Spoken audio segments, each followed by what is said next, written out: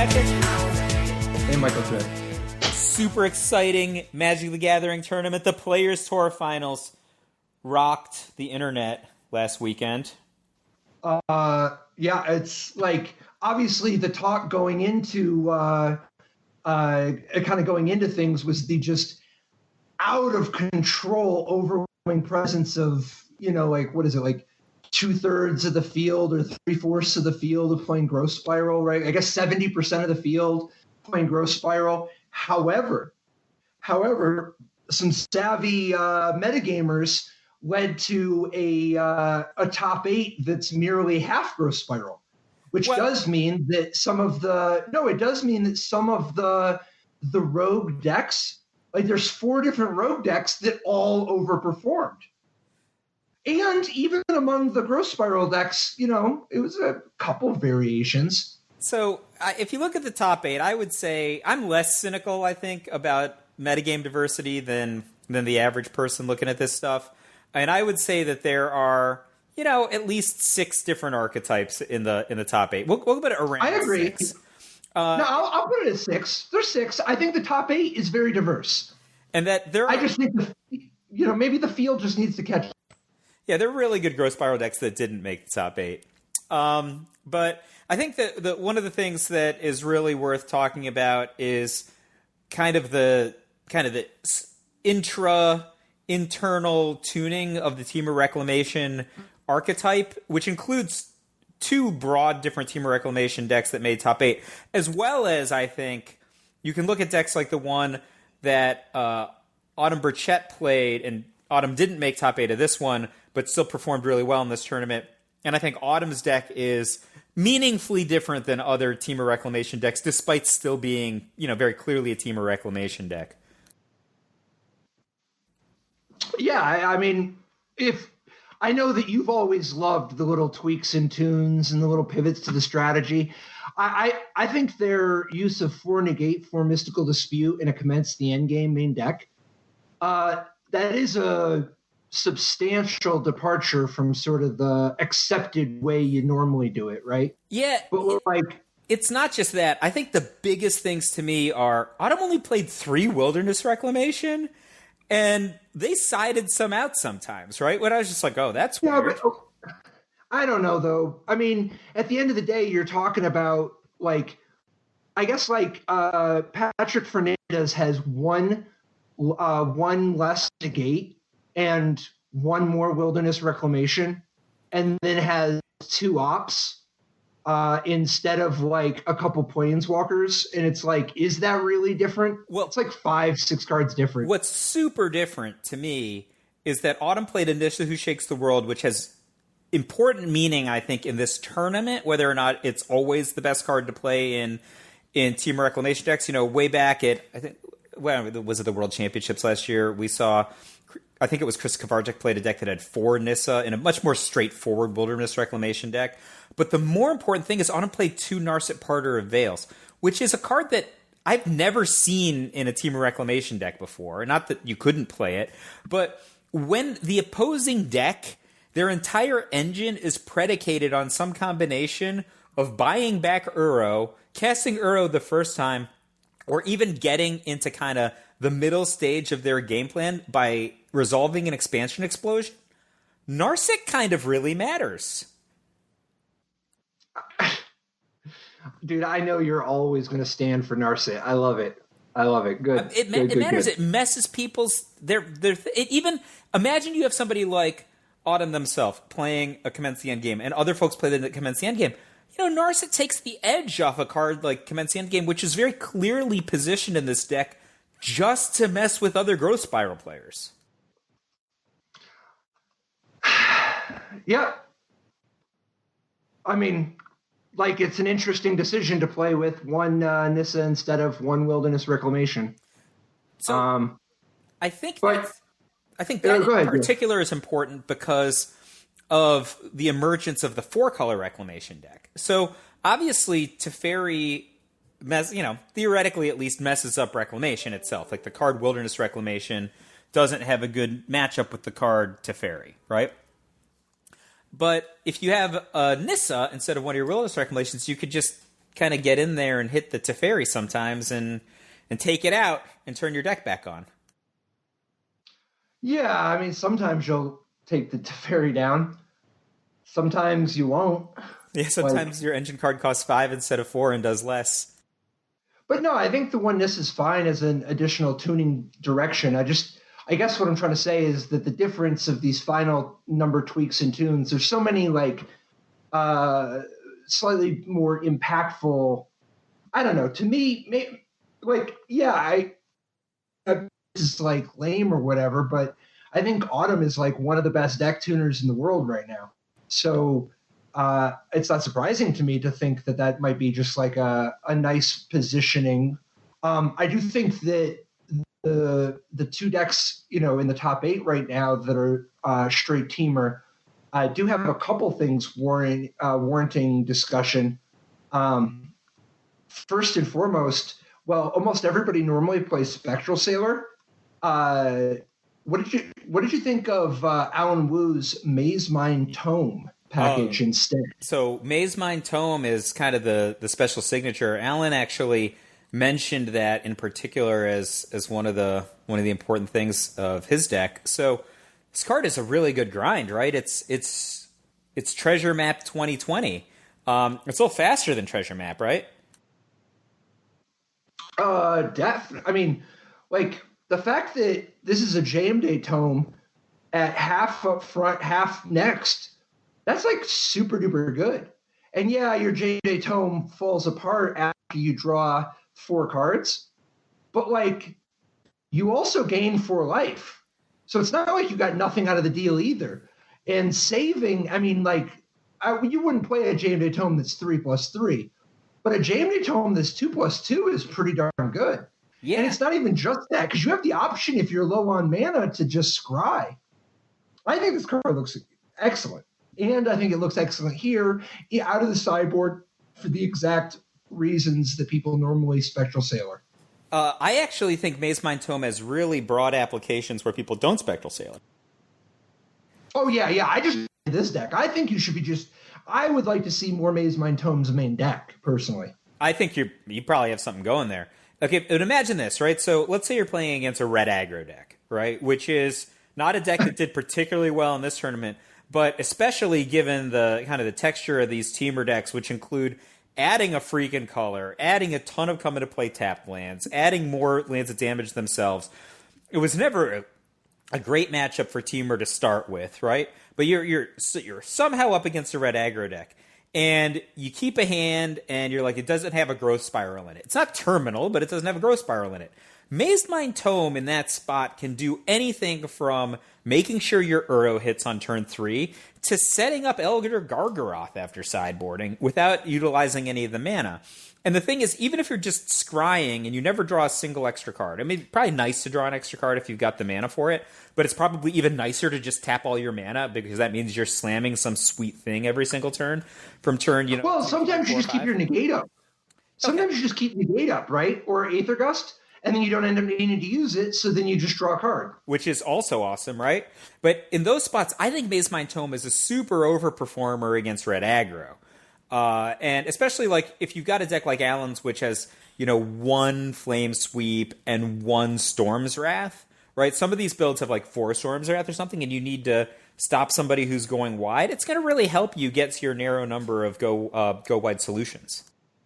Oh, yeah, totally. I think you're absolutely right there. But it also stacks pretty well with the Scorching Dragonfire Elder Gargaroth plan that he has instead. Yeah. Having 4 Scorching Dragonfires, which are a little bit faster, but really put you in a position of needing to get some potential card advantage or being able to get edge somewhere else.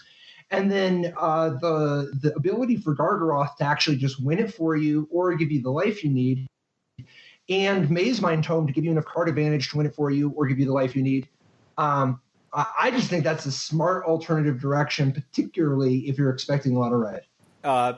And you can't afford more sweepers. Obviously, if you got room for more sweepers, but at a certain point, the part that I'm a little bit wary of, really right to just not play Bone Crusher Giant. So you only have room for so much stuff, right? So this deck's got 4 Scorching Dragonfire in the sideboard. Like, you mentioned Patrick, and I think that Scorching Dragonfire is super important. Number one, there are decks that have cards like Gutterbones and Cauldron Familiar, but that's not even the thing, right? I think that the thing is Annex. Annex has got 3 toughness. Scorching Dragonfire conveniently does 3, and it doesn't trigger Annex, right? So in that case, it's better than Bone Crusher Giant, especially if your game plan in a sideboarded game is to just go over the top with Elder Gargaroth. Also, I assume Alan is going to bring in that extra copy of Uro Titan of Nature's Wrath, which both increases life total while accelerating, so increases kind of the 3 to 5 jump towards Elder Gargaroth. So I think that if you're in this configuration, Scorching Dragonfire is a 2, Stomp is a 2, extra Uro is a 3, Bone Crusher Giant's a 3, but the Uro drives into Elder Gargaroth. Just from like a total cohesive plan, it's not just, is Bone Crusher Giant a better card than Scorching Dragonfire? A much better card, right? Does Scorching Dragonfire do something specific and on curve in this deck where we might have a different thing that we want to do on 3 that leads us down a different path? I think that is part of what's going on here. I think you convinced me. I don't mind the idea. Like, I would personally experiment with, like, for instance, 3 Scorching Dragonfire, 1 Bone Crusher Giant, just to try it. But I could actually believe. I think the Annex thing is like very, very telling, and I think you're right. I think you sold me on Scorching Dragonfire here. I think of the Teamer, just the straight 3-color Teamer Reclamation decks. I think I like Alan's the best because of the Maze Mind Tome Elder Gargaroth part of the deck. Although I am a big fan of Autumn's main deck, and I haven't personally played either one, but both of those decks have got something I really like going on. So what did you think of the 4-color version? Like, Christoph Prinz, obviously you play 3, you play some Teferis, but is only playing 3 Teferis and has a Kenrith the Returned King. So Kenrith the Returned King is very powerful in a deck that can generate so much mana, right? So I think I saw a match where an opponent made an ill-conceived Alpha Strike into Kenrith, not remembering that there's the green +1/+1 ability, and that's just any of the stuff that Kenrith can do. If you resolve Kenrith in this deck, it serves the function of Shark Typhoon. It serves the function of of Expansion Explosion to some degree, where it's just sitting there taking advantage of your powerful mana engine, drawing you extra cards, getting you more power in play, advancing your position, defending you. I big fan of Kenrith the Returned King, even though it's not really an intuitive or natural sort of thing you might think about putting in this deck. Like, you have to cast it at sorcery speed, for example, right? So it doesn't get to exploit some of the natural things that the Reclamation deck does well. Although there's an argument that you can go Uru into Kenrith, which is obviously that's a very good curve one too. 3/5. See, I like Kenrith out of the sideboard. I guess I just wasn't sure if it was like actually good and like if it was actually had broad enough application and lined up against people's main decks well enough. Because part of my concern is just accidentally getting interacted with. But like, I was looking at Ben Waits' list that still has the Kenrith in the sideboard, but has that 4th Teferi main deck. I also, I don't know, I still like Jalrail, Moalvani Recluse, and I know it's kind of like dipped in popularity a little bit, but like having the extra option for generating advantage on the board, a lot of appeal to me. And then the one thing I will say though, maybe this is just one of my vices, but I do love Christoph Prinz packing 1 Negate and 1 Dovin's Veto main deck. Most people just have like 2 Dovin's Vetoes in this sort of a deck, and then more Vetoes in the sideboard. But I love the 1 Negate, 1 Dovin's Veto. Mix it up. Sometimes you won't have enough mana for 2 Dovin's Vetoes at the same time. Actually, I got to say, I hate it. Dislike you hate it? Hate it. You think I it's hate just too bad because of how much everybody's playing Permission? No, I think I just play negates. There's huge... What? You're out of your mind. Dovin's Veto against negate, assuming you can cast it, which is what, that's the white versus the colorless, is clearly assuming you can cast both cards, Dovin's Veto is a much stronger card, especially in a format where a good chunk of the decks are playing like 10 permission spells, right? Or on the order of 10 permission spells. However, it's not like it's easy to get white in this deck, right? Or especially on like turn 2, right? The deck has got Ragavan Triome, Temple Garden. It has 15 white sources, dude. And that's not even counting the stuff like Uro and Growth Spiral and cycling your Shark Typhoon. 15 white sources. Dude, have you ever played a Wrath of God deck in your life that had more than 15 white sources? But this isn't a Wrath of God deck. This is a deck but that that's needs too white. Yeah, but this deck needs like it needs something on demand, right? It needs growth. Like if you have your choices, like, you need to have your Growth Spiral mana on turn 2, right? So that might or might not be the same mana as your Dovin's Veto mana. Like I don't know. I think that the veto is too greedy, and I think that Kristoff knew that at some level. Otherwise, he would have played more Dovin's Vetoes and not the one negate. That's not true. No. Everybody else played more Dovin's Vetoes. Yeah. He saw that the negate was right. No, it's not about being right. It's about wild card. There's no wild card. Isn't it open deck lists? There is, but when you're playing, if you know your opponent only has Dovin's Vetoes, the range of possible plays they can make is lower. You have to admit that Dovin's Veto is at least better out of the sideboard of these decks. Dovin's Veto, straight up, is a much better card than That's not the... Don't straw man me. I'm saying after sideboard, Dovin's Veto is definitely better than Negate in these decks, if you're going to play 4 colors. Yes. All right. I agree. And you play 1.5 games sideboarded? Huh. I don't know how many games you play sideboarded. Okay. I don't know how the timer works on MTGA in tournaments, for example. Dude, it's pretty brutal. But regardless, did you like... I still want to talk about the Bant, by the way. The Bant variation also, if we get a chance. I don't want to go off this deck yet. So, number one, Prince's choice of Justice Strike out of the sideboard. Justice Strike and Solar Blaze. Talk to me about these cards, which are not available to the regular Teamer deck. Well, I mean, okay, so Solar Blaze is like, that's like standard for, if you're going to play 4 colors, one of the key points you get is you get to upgrade, your Storm's Wrath, you get to upgrade to Solar Blaze, and I think that's not a super controversial move. It's just it's easier to cast anyway, because it's not like double red is trivial. No, it is easier to cast. And I think it hits more things that you want. Like, it ends up doing what you want enough more often. Like, you can hit bigger things.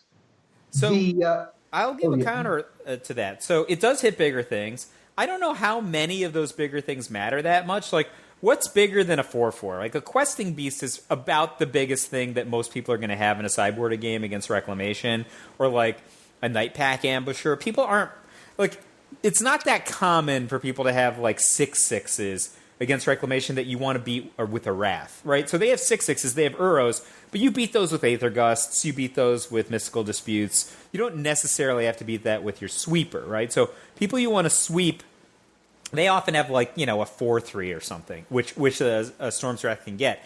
I think that the fact that Storm's Wrath is good against Planeswalkers and Solar Blaze isn't. I don't know. One of the things they always want to do in these decks is do the Teferi into Solar Blaze. Like that 3/4 is like part of the equation. I guess that's a good. And it's not like you're boarding in Solar Blaze against people with a bunch of Planeswalkers. Yeah, all right, you convinced me. Solar Blaze at instant speed, that it doesn't kill your own Teferi, is probably a fantastic consideration. Yeah. But I'm just saying, like, I've had my Planeswalkers chomped by Solar Blaze enough that by Storm's Wrath enough that I respect that aspect of it. Totally. I think if you could cast the mana, I mean, if it was actually just like blue-red instead of red-red, I think that'd be a different animal. I also think that part of the weakness of Solar Blaze you got to be careful of is that Solar Blaze will kill your own Uro or Kenrith, you know, and it doesn't end up mattering all that often. But if you Storm's Wrath, that's an old school combo right there. You just put out a 6/6 and then deal 4. Yeah, boom. That's hot. But I think that the consideration for Yuan Safari is actually an important one that the just the regular teamer version probably doesn't have to care about as much. That said, I love Glass Casket. I think that's a good utilization of white mana. I was going to say, most people just Glass Casket. Yeah. Like if you look at Ben Waits, he played 4 Glass Caskets. I personally like Glass Casket, but I told you, if you're going to play 1 Dovin's Veto, 1 Negate in your main deck, you've clearly already embraced Wild Card, Yeah, my point is I'm not a huge fan of Justice Strike. I like Glass Casket. I like Glass Casket better, personally. Glass Casket's sweet and it's a fairy deck, right? Like, the best thing is when you Glass Casket their Bell and then bounce it and then you Glass Casket their Beast, right? Like, that's really good. So, getting double duty out of the same Glass Casket, which is available to Teferi decks. Ben White's deck is crazy to me, like way crazier than the other 4-color version played by Prince. 2 things. Forge of Fairy Time Raveler. I feel like if you're in both feet, Forge of Fairies, it's a 4th color. What are we doing here? I'm in. But 30 land, Patrick Chapin. 3-0. Not a lot of decks in the history of Magic the Gathering that hit 30. I mean, I don't know, dude. They're just going to keep putting more and more land in these decks until they finally ban Growth Spiral or Wilderness Reclamation. Until they hit 35. Well, no, dude. Decks. No, I think they're going to ban one of those 2 cards before it gets to that point. But we'll see. 30 is a lot, man. It's a lot, man. I mean, obviously you have to play like Ragavan Triome and Ketria Triome, because you've got so many colors. And I think that the fact that you can cycle some of those lands, especially if you have a game plan of being able to untap your lands during your own end steps, it just gives you free mana for cycling. Really takes a lot of the pain out of putting so much air into your deck. Well, I mean, part of it is you've got actually a lot of gas as far as resource rows go. You got a Blast Zone, 2 Castle Vantresses, Fabled Passage is, a tiny bit. And then you really want to have too much mana every time because when you're playing Uro and Growth Spiral, it's important to make sure you're getting that value, that equity of the extra land drop.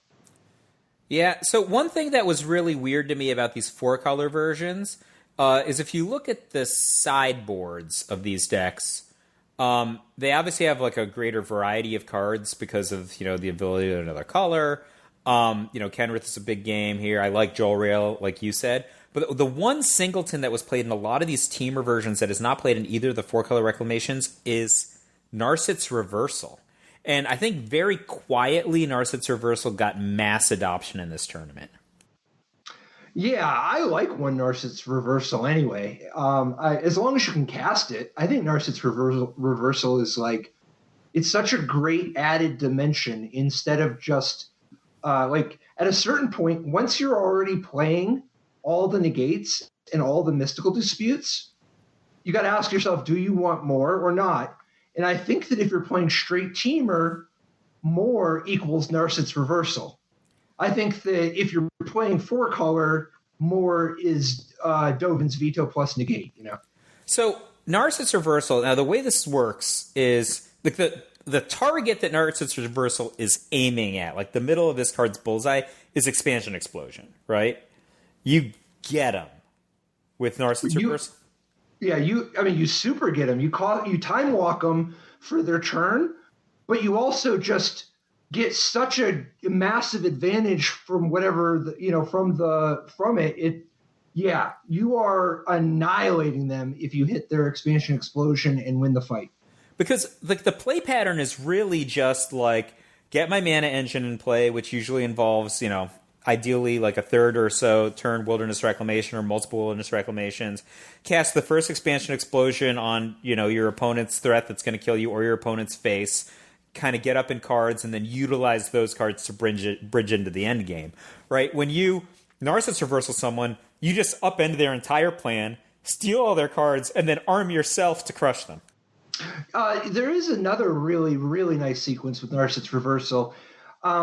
If you're in a counterfight and you're both putting down a bunch, you can actually Narset's Reversal your negate that was targeting the wrong spell. But you know how sometimes you'll be like counter, counter, counter, you can have your own negate switch its target to something actually relevant now. But also you copy your negate that's just wherever on the stack. Your copy is now countering a thing that matters, but now the negate is back in your hand to replace the Narset's Reversal. So you've actually sort of turned it into a dismiss for 2 mana. Love it. It's kind of like the old Arcane Denial trick, but instead of getting the extra cards, you end up with an extra negate. Which is fantastic, right? So, of course, it's excellent if you can get away with it. Like, I feel like I would want more Narset's Reversals, and this seems like it has a lot of twists and turns. You got to be careful, man. So if your opponent just plays Wilderness Reclamation and you have Narset's Reversal, yeah, it's just going to resolve. or if your opponent just plays Teferi, or whatever, like it's just Narset's Reversal is good for when you're rolling deep with that kind of stuff, It's like your group can have one Narset's Reversal in it. It's hard to have very many Narset's Reversals in the same, adventure party. You got to have more, fighters and mages. Got it. So what do you think of the Bant Reclamation deck? Like, just full on embracing so many of your bad habits, with the exception being, I don't know how much you could even get into a Bant deck that doesn't have 4 Elspeth Conquers Deaths, but tell me about which one to look at. Let's see, you could pick one Antari, yeah, Fabrizio Antari, yeah, sure. So I think this deck is, just from an opinion standpoint, I think this deck is utterly medium.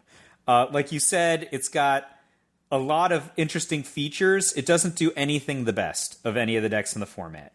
It's less powerful in terms of its explosiveness than Wilderness Reclamation. It's less powerful in terms of its specialization and ability to defend itself than Azorius Control. It's way less powerful than Azorius Control from that perspective, although it gains the access to Growspire, which Azorius doesn't have, and it's like a mile worse than Simic Ramp. I think Simic Ramp is just doesn't have Elspeth Conquers Death, doesn't have actual Wraths, but it just makes up for it by having a lot of Ugins and having more acceleration and stuff. I think of all the different available decks, I would much sooner play Temur, much sooner play 4-color Reclamation, much sooner play Azorius Control than Bant. I think Bant right now is a deck without a lot of incentive.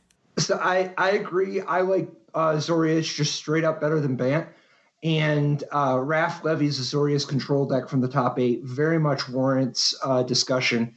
It's Yorion with not overly obsessed with targets, right? Obviously, there's stuff like the Birth of Meletus, Omen of the Sea, Omen of the Sun. But this is not a list that's going all in on trying to get the maximum you possibly can out of Yorion. That said, it has 2 copies of Yorion main deck, which I know you love. Oh, yeah. And the 2 copies of Archon of Sun's Grace, which I love. I love it, too. Okay, awesome. You were talking about 30 land.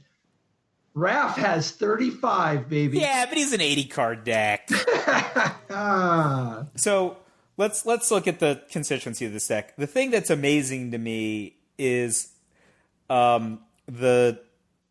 just the structure of these decks is so different than any of the decks kind of come before, right? We're legitimately playing 80-card decks. I love 4 Narset, 4 Teferi. I love, Yorion main deck and sideboard. It's not Yorion crazy, but it's got a lot of Yorion payoff. And in fact, it has a lot of enchantment payoff, right? So this deck has got Omen of the Sea and Omen of the Sun, which are good with Yorion, but they're also great with Archon of Sun's Grace, right? So, and again, we see a deck with many, many Shark Typhoons, much like a lot of the Wilderness Reclamations decks. This one is 4 Shark Typhoon. The question I would ask you is there a good answer to the card Shark Typhoon in Standard? Because I don't know one. I think Shark Typhoon is just like, it's not Cruel Ultimatum, but if I were going to pick a card to be Cruel Ultimatum, I would pick Shark Typhoon. I think Shark Typhoon is just too efficient. It's just kind of boring how efficient it is, and it's one of the problems that has exacerbated the Growth Spiral Wilderness Reclamation stuff. I think it serves an important role in the metagame for helping keep Teferi in check. That said, it's not exactly, it's not like it's. It might be that the remedy is worse than the ailment. Yeah, the thing that I don't like about Shark Typhoon is, while I do like having a card that helps keep Teferi in check, it's just this abusively powerful card. The fact that you can just go, all right, I'm going to make a 6/6 draw card, it flies, and I'm going to do it while stuck under Teferi, seems like kind of a powerful effect for a card that's uncounterable and draws an extra card.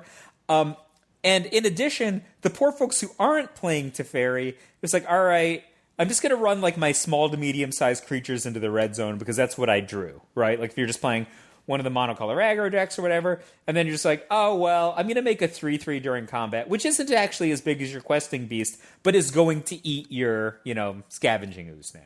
Like, that sucks. Yeah, I don't know. I just would have liked if Shark Typhoon was more about playing Shark Typhoon instead of cycling. Well, whatever. So what do you think, man? Is this blue-white deck the way to go, or are you just still on Teamer? No, personal preference, I really like the blue-white deck. I respect it deeply, but, neither one of those are the decks that I love that Raph has finally embraced his blue mage roots, yes. He was 20 years ago, Raph was a green guy. Then he kind of shifted to become a blue-green guy. He was a red player for a bit. He's just a versatile player. He just, I always just think of Raph as being like one of the best beatdown players of all time. Do you think of Raph more as like a okay? Which card is more Raph Levy to you in terms of red 2-drops? Blood Knight or Boros? What was it? Double Spear? What's the one who's 1/2 double strike? Boros Swift. What's his name? Of course, I think of him as the 2/2 protection from white. The red 2-drop. Yeah, but he won 2 Grand Prix with back-to-back with the red white guy who was double strike, right? That guy. Yeah, the Pro Tours, man. He didn't win that Pro Tour. He only hated that Pro Tour. So he could easily his 2-drop could be Wall of Roots if it's just the ones that he top 8'd with. So as dope as another Yorion deck is, you got to give it up actually to Michael Jacob for bringing another Winota deck. And when you're showing up with Winota after, card after card gets banned and you still got Winota, I love to see it. So, Winota should never have seen the light of day in a standard legal set. But now that we're here, it's great to see somebody actually, making it work for them. I hate Winota with the white hot passion of 1,000 solar blazes. Personally, I would rather play against Teamer Reclamation than Winota. I don't like Winota, but I have to say, I'm not worthy. You're the winner. We had a discussion weeks ago when Bazir's Lieutenant was first spoiled, and you said, hey, this card's going to be really good. And I'm like, I think this card's going to be pretty medium. And here we are. I assumed you were just trolling. Obviously, no, I really didn't think that, whatever this is, like Lifelink, Urnham Jin, that's also Verdant Force, it was, I thought it was medium. I was wrong. All these cards that just have like 6 abilities, people just get like overwhelmed where they're like, I don't know if this is good or not. I have to wait until somebody tells me this is good or not. Well, my thought process is there are so many things that we could do with 4 mana. Just in this deck, there's also... What do you mean 4 mana? What about 0 mana? Winota, right? 0! Yeah, Basari says human. Hell yeah. All right, that's true. Wait, you would not play with... Between you and me, you would not be bringing it to the table if it didn't have good types. No, so just cards on the table, not regular cards, not Magic the Gathering cards. I played against a fair amount of Bazir's Lieutenant on MTGA, not in this deck. People play it in like +1/+1 counter decks. They played it in other white aggro decks. It's a good card, right? So, yeah. Obviously it has different life in this deck.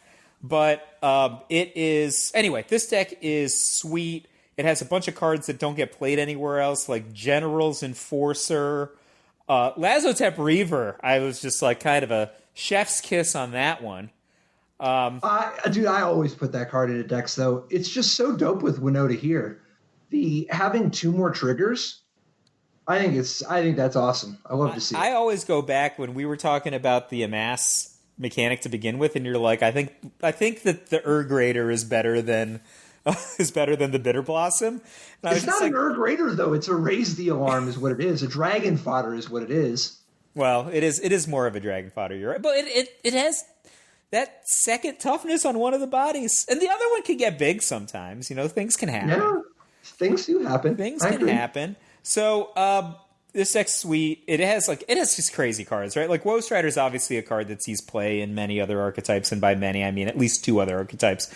But we have a Woe Strider that's not about the graveyard here, and barely about the scrying. This Woe Strider is really about give me another body. Getting goats into the red zone. Yeah, I agree. Turn 3, 0-1. Turn 4, let's go. Yep. Dude, the goats bring it. Love it. It's not bad. Jegantha the Wellspring, dude. That just never comes up, does it? Like, it just can't. Why? Why not? Because you're too busy killing them on turn 4 with, like, Selfless Savior in the red zone. Dude, sometimes it comes up. Sometimes, dude, besides, Jegantha can trigger a Winota. That's a non-human. Get in there. I've actually played against a fair number of people who are putting Jegantha in their hand this week. Usually, its objective is to be cast so that they have a body to sacrifice to Priest of the Forgotten Gods, or a card to discard to Rotting Regisaur. And that's the only function and I've played against it a lot this week. I've never seen it just hit the battlefield in order to serve a mage of the power of the Darkest Mage, but I guess it's possible. Do you know what I love about this deck? Absolutely love about this deck? How like specific it is. It's 31 creatures, 4 spells, but the spells are just Lazotep Reaver, basically. It's at speed Lazotep Reaver. Yeah, it's just all creatures in land. And if you look at for example, the black aggro deck that made top 8, I think that Jacob's deck is so well positioned just because if you look at this deck, Riku Kumagi played 4 Kitesail Freebooter and 3 Duress Main. It's just like little things like that. Those cards are so above average against the Wilderness Reclamation decks and so awful against Jacob's deck. Just terrible. Yep. Yeah, I mean, if you try to show up, I mean, this black deck is just not what you want to show up with against the Darkest Mage. That said, what do you think of the return of Hunted Nightmare? I mean, on the subject of not wanting to bring a card against the Darkest Mage, this card is terrible against certain decks, and it is obviously a clear above average performer if you're going to get it down fast against somebody who's just not going to have a creature in play. Like 4/5 Menace for 3, if the text ended there, this would be like an amazing beatdown card, right? Yeah, I think so. It'd be pretty good. I think it'd be pretty good. I mean, I guess the bar is I don't think it would be as good as Uro, for instance. Well, I mean, Uro doesn't stick around at 3. I mean, look, Uro is an abusively powerful card, right? Even if it's not coming back, it's just such a drag for some matchups. That's just not that shouldn't be the bar. Well, neither of them should be the bar. Should Growth Spiral be the bar? Because Growth Spiral is the current bar. Growth Spiral should get hit with a bar. Okay, so this Jund Sacrifice deck continues the trend of playing Solemn Simulacrum. What do you think of Larson's build? It's nothing too crazy, but it is a Trail of Crumbs splash, and it is without any destroy 6 permanents. Just nothing but Carvold and Bolas's Citadel. So obviously, this deck is you can go at least 3 different directions with Jund Sacrifice and Standard, right? I feel like Larson sits down at the table, looks at his opening hand, just like wants to establish a battlefield position and play a more kind of procedurally methodical game than some of the other ones. You can tell us there's only 2 Claim the Firstborn. So this deck's not getting one of those abusive draws where people pour resources into a card. You claim it, you whack them, and then you draw an extra card off of their thing. His game plan is around Solemn Simulacrum, driving into Bolas Citadel, and Korvold, right? So Korvold isn't fast, but Korvold is explosive. And there's, I think, both Bolas Citadel and Korvold kind of fall into that category. And then the rest of the time, I think he's just going to sit there twiddling thumbs and crumbs, and that's what it's about. Okay, so when I look at this deck, it breaks my heart to see no Village Rites, and then I ask myself, is it possible? Because there's also just not these 3rd and 4th claims. But of course, if you've got Village Rites, you would play Claim, right? Yeah, but this deck doesn't have a lot of the angles on it. I don't know why I wouldn't play 4 Village Rites and 4 Claims. And then I think to myself, what if I'm wrong? What if in this case, you shouldn't really play Village Rites and you shouldn't play so many claims? What then? But the smoking gun is 3 Priest of the Forgotten Gods. I think that if you have 3 Priest of the Forgotten Gods, it's clear that you're insane. Well, so maybe you just Jund sacrifice. Just kidding, right? This deck has 2 Claim the Firstborn. I mean, do you remember when there was that trend where people had like 3 Witch's Oven, and you're like, really? Like, I think I would play 61 cards before I played 3 Witch's Oven if I were playing a Witch's Oven deck. Of course, yeah. Right, like, but I don't know. I mean, part of that is that the enablers you use for Village Rites would make Priest better. So it's not like you want to play Priest and then sack your Gilded Goose and your Mayhem Devil or whatever. So I get it. I just don't know about this direction. Right? I know. I guess maybe I'm just like lame and don't believe in trying to out teamer the teamer people with Jund Sacrifice. No, I think like this deck wants to get Cindervines in play. So obviously they play 1 copy in the sideboard, right? Like Cindervines is clearly the best card in this 75 against Temur, and there's only 1 copy. Although there's a couple copies that return to nature, so I guess has that on the timing. Some Agonizing Remorse, and Duress, which I think are worse than Cindervines conditionally. But the thing that is good about this deck is that if it's not mana screwed, and it's not under a tremendous amount of offensive pressure, it's going to win the vast majority of long games, right? Like, it has so much progressive card advantage. Like, cards like Korvold and Bolas Citadel are just over-the-top powerful. If you're not playing against a deck with Uro and large Hydroid Krasis, this is the most powerful deck at the table most of the time. So just don't get killed. You're going to get there. You're going to gum up the battlefield with Woe Strider. You're going to bedevil them with Mayhem Devil. And then you're just going to have your powerful permanent, and then they're going to be like, I hope I kill you. And then when they don't the next turn, you're going to do something spectacular. Yeah. And maybe it's got a position here. So I just don't know how much I want to invest in the what if you're not playing against Uro plan. Well, but that's the thing. So what's up with my brother from another mother, Corey Burkhart, abandoning his roots to show up with Garrison Cat mono white? You got it. First you play the Garrison Cat, and then you Basari Solidarity to make the cat stronger. Okay, so this is the most metagame deck. I mean, I'm going to say it's the most metagame deck I've ever seen. That's not true.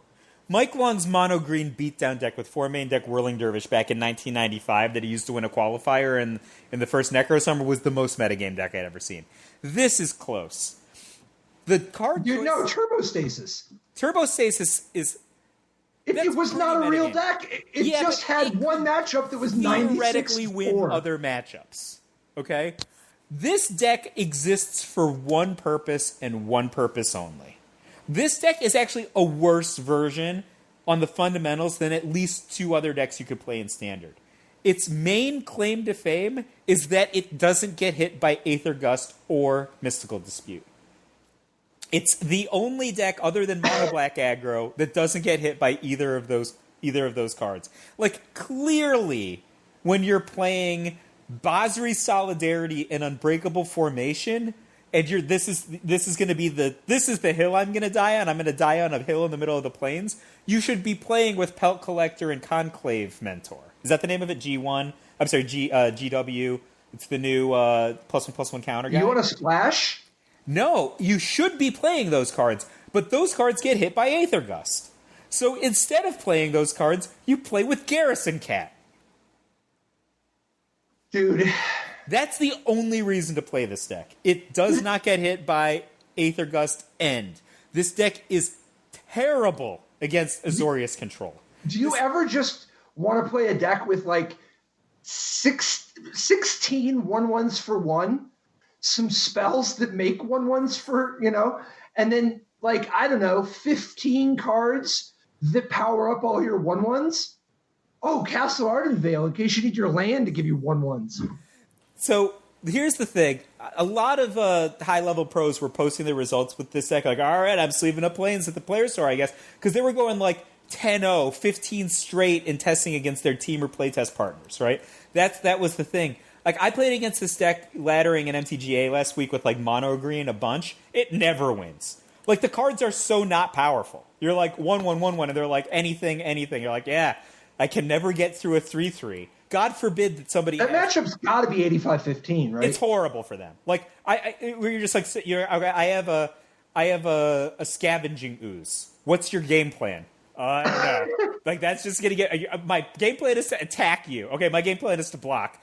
Okay, I'm going to deal a small amount of damage. I'm going to gain a large amount of life. Dude, this is the kind of deck that Gnarled Mass was born to just brick wall. This is the Gnarled Mass of this format. I'm just like, obviously, there's a reason to play this because it's a heavily metagame deck. This deck is sweet because people are playing with, like, upwards of, 3-4 Aether Gusts, 4 Mystical Disputes main deck. They draw them, and those cards have no text, right? And then you're just like, in, and they're like, take it, Unbreakable Formation, that's game.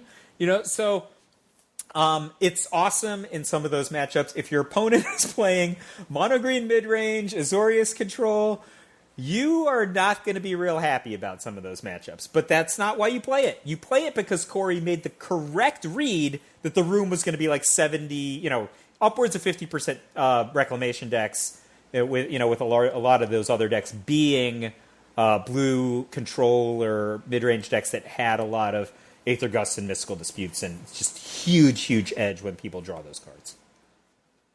Totally.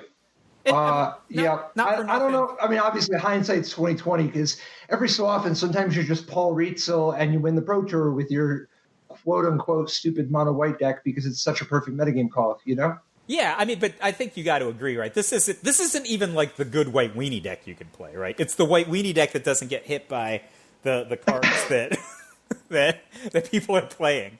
It's like so actually the next going level the white weenie deck. So actually going the other direction, we think of some of these mono black decks that instead of staying mono black said to hell with it and splashed red for some Knights and Embercleave, opening themselves up to Aether Gust. Yeah, I hate that. I hate it so much. Obviously, Embercleave is better than almost everything in the mono black version. Obviously, Embercleave is basically lethal when you're combining it with Rotting Regisaur. But, I mean, the mono black deck has its own, potential ways of making things more dangerous and getting through. I think just opening yourself up to Aether Gust. Look, what are you even doing, right? Like, why do you choose a deck that is not the best strategy if the whole point of it was to dodge Mystical Dispute and Aether Gust? Or at that point, green aggro has to be a more consistent deck. It's just... Well, so my problem with this deck is the mana, which maybe that's another side of the coin you're speaking to, because mono green's mana is so good, but dude, 4 Blood Crypts and 7 Mountains. That's the only way to cast. I mean, it's like, how many black 1-drops are in your deck? I mean, I guess you can Tournament Grounds. You can Tournament Grounds to play Embercleave, but it's still just it's not like it's trivial. So I don't know, man. I'm not a fan of those decks. I think I think it's just a Prime Directive thing. Like, I totally get playing a deck that's not Temur Reclamation. I think that there are reasons that you might want to play it. I think maybe mirror avoidance is the only reason you want. You're like, not that you're bad at the mirror, you just don't want to play the mirror. You know, like Beckstrom played, I think, 11 mirror matches or something. And that's mentally taxing. And you're like, look, I give up a little bit of percentage if I play this other deck, but you know, my trade-off is I'm going to be well prepared for that matchup, and I'm not going to have every match go to time. Right? That's a reason to do it. But like to start with mono black has clear incentive. It's like the mono white deck. It's the mono white deck with more angles, right? And then just like, Aether Gust is back on. I just don't get it. And then the mana gets worse. Yeah. So what do you think, man? Who do you think is going to take it down this upcoming weekend? My heart goes to Michael Jacob, just because it's so different. Love that. My other heart goes to Raphael Levy. Of course. And my head goes to Alan Wu. Alan Wu is really good at Magic the Gathering. So unassuming. I mean, I've read just blog posts. My heart might be with Alan Wu. Alan Wu is dope. Alan Wu's dope. Yeah. So big fan of Alan Wu's brain power. But I mean, look, I've known Raph and Michael Jacob for I think 20 and 10 years or something. So that's gonna be where my heart is with. I think my heart is with Raph. My heart is almost always with Hall of Famers that make the top 8 because it makes me feel like that. You know, that's my generation. You know, but you got to admit, Michael Jacobs got the coolest deck in the top 8. He's the first one I said. He is the coolest deck in the top 8. So different. Would be happy to see Michael Jacob win. Be happy to see Raph win. If Alan Wu won, it would just be justice, right? But I mean, all these players are probably pretty good, right? I don't know them personally. So I think that there's going to be cool technology to adopt from many of these decks into other strategies if you want to play some of them. I was gonna brag that for the first time ever I made Mythic this weekend on MTGA, but I'm just a scumbag with growth spirals. Even if I played a different deck, still played Growth Spiral. Dude, part of the problem. One last question, dude. What's up with your boy Shota? What do you mean? So you play Temur Reclamation. Yeah. And I can understand, sometimes you got to just give up the, your blue-black roots and play Temur Reclamation. I respect that. Okay, 1 Spectral Sailor main deck, 1 Nightpack Ambusher. Fine, he's Shota. He's going to do some weird stuff, right? 3 Aether Gust, 2 Opt. I don't know why you're only playing 3 Mystical Dispute, but fine. It's a metagame call. 1 Chemister's Insight.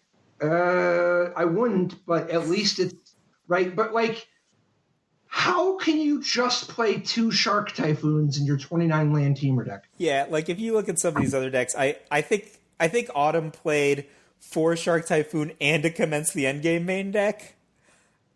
And I think Nightpack Ambusher. And I love Shota's deck, but oh my god, Shota's the man. I mean, is Chemister's Insight a playable card in the same format that has Shark Typhoon? I think I would just play another Shark Typhoon instead of Chemister's Insight. Yeah, what's the value of 1 random card off the top of your deck versus a 2/2? I mean, I guess if you need land, it matters. I don't know. I'm not a big fan. I think Shota has other things going on. Shota has 3 Uros in the main deck, for example. Some of the other folks only had 2 Uros in the main deck, right? Mm-hmm. Full 4 Wilderness Reclamation, which is pretty common to be fair. But yeah, I mean, some of these choices, I don't get it. What do you think of anything in the sideboard that's worth talking about? Shota at least had the Bone Crusher Giants that you like. I don't even like them anymore. You talked me into Scorching Dragonfire. Yeah, especially if you're a Gargaroth deck, which Shota is. So. Yeah, and I if everything else is equal, I would rather be a Gargaroth deck. That card is nice. Oh, yeah. So, let me tell you something. 3rd turn Elder Gargaroth wins a lot of matches against aggro decks. So, True. That's it. All right. Looking forward to the top 8. Good luck to everybody. But better luck to Alan Wu, Raph Levy, and the Darkest Mage. I don't know, man. I'm distributing my luck equally because Michael Jacob doesn't need it in order to win. I'll talk to you next week. in life didn't work so great. Tried to play dredge, so jailer hate. Ghostly prison waiting for my untapped phase. Your core trapped in amber stasis state. Lost a lot of friends, got left behind. Had to find a way not to lose my mind. Trapped in a vault